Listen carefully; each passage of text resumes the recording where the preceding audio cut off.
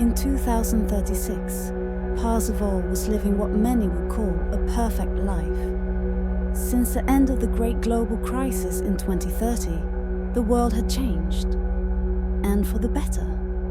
Hunger, war, and violence seemed like remnants of a bygone civilization. Cities were clean, people were kind, morality was high. There was peace, safety, abundance, and Parzival had achieved everything he ever wanted. A successful career, stability, recognition, health. There was no more fear. Or at least, there shouldn't have been. But something inside him remained uneasy. In recent months, he began to notice people watching him with intensity. It wasn't mere curiosity. There was something disturbing in their wide smiles. They were everywhere. On the subway, in parks, at work. Always smiling, always watching. And as time passed, more and more faces joined that silent audience. Parzival's nights were haunted by vivid nightmares. He dreamed of a past he desperately tried to forget. Bombed cities, people fighting for scraps, canned meat treated like treasure, blood running through rubble. In his dreams, he was always fleeing from a group.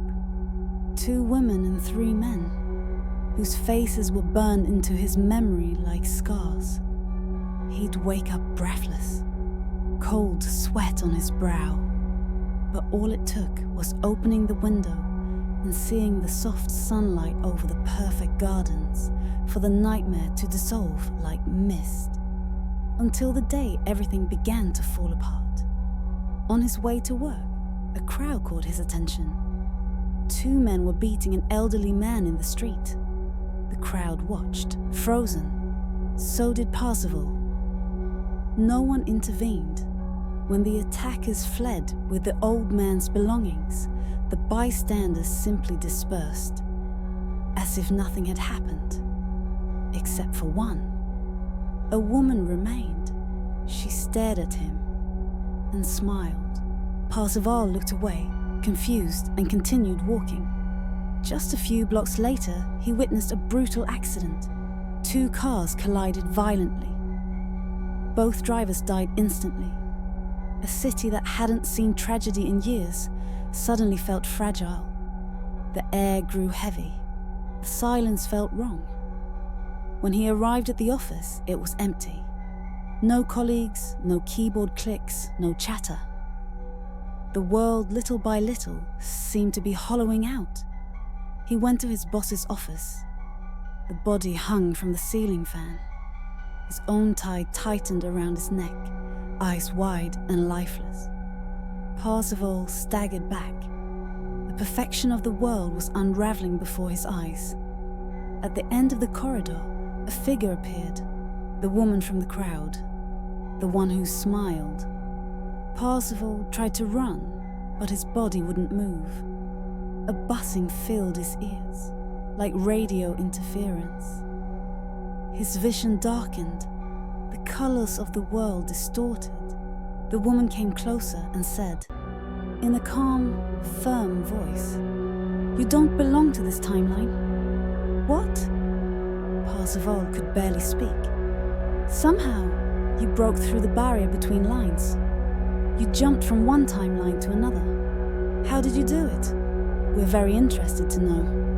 I don't know what you're talking about." She came even closer, eyes fixed on him like a scientist facing a rare discovery. "Crossing timelines is supposed to be impossible, but you did it. And something went wrong. You're causing instability." She paused, studying the fear in Parzival's eyes. "We can let you stay here. Peace, comfort, happiness. In exchange, tell us how you did it." Silence was his only response. Parzival didn't know. He truly didn't. The woman sighed like someone mourning a lost opportunity. "So that's it? You really don't know? It's time for everything to return to normal. You've caused too much damage. Now, you'll have to fix it." She snapped her fingers. Parzival felt the world spiral into neon lights. He travelled through a tunnel with no end, where time and space folded in on themselves. And then, darkness. When he opened his eyes, the world was no longer colourful. The sky was a dirty, burnt orange, like rust in flames. The air reeked of gunpowder and rot. Above him, planes cut through the sky, firing missiles that exploded in the distance. Laughter, screams. Parzival could barely breathe. His blurred vision slowly adjusted. He lay on a concrete floor, and above him, a hole in the ceiling revealed the war-torn sky. Then two faces appeared, laughing. A man and a woman, wild-eyed and starving. "Hunger! Hunger!" they repeated. Parzival turned his head and saw them. 5 people around a fire. 2 women, 3 men, roasting a human leg, eating like beasts. He tried to scream, but pain shot through him. Slowly he tilted his head to find the source of the agony. Tears rolled down his cheeks. And in that instant, everything made sense. The feeling that nothing was real, that everything was plastic, it was gone. At last, he was sure he was alive. And this was the place he truly belonged.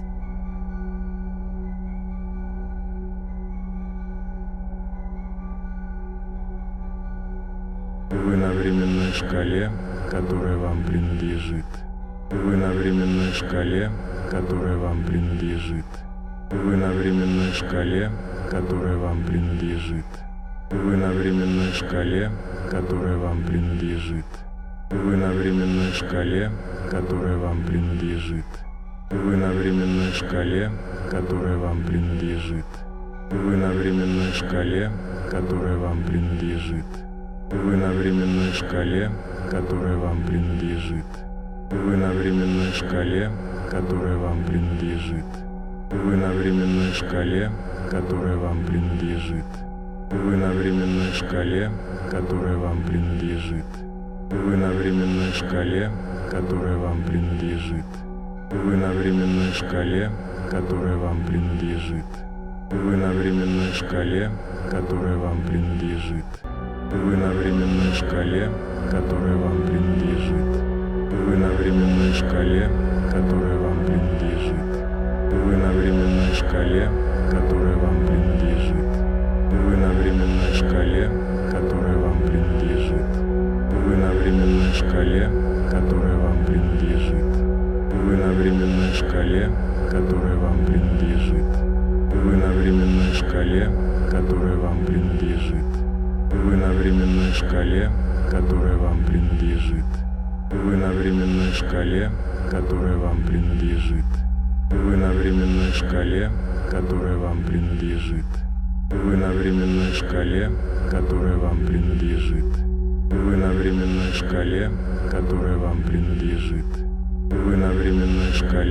которая вам принадлежит. Вы на временной шкале, которая вам принадлежит. Вы на временной шкале, которая вам принадлежит.